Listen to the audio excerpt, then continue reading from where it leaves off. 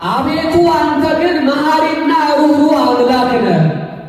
ርኅሩኅ መዓት ወብዙኃ ምሕረት ወጻድቅ፣ መዓትህ የራቀ ምሕረትህም እውነትህም የበዛ ነጽር ላዕሌ እግዚኦ ተሳሃለን፣ ወደ እኔ ተመልከት ማረኝም አለ።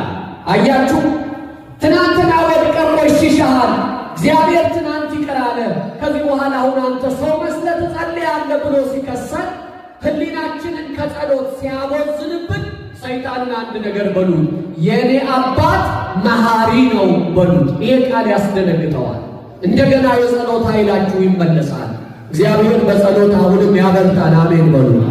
በጸሎት የማይፈታ የለም ወገኖች፣ የማይፈታ የለም። አንዳንድ ጊዜ እኛ ተፈታ ምንለው በፈለግነው አቅጣጫ ሲመለስ ነው። እዚህ ጋር ነው የምንሳሳተው።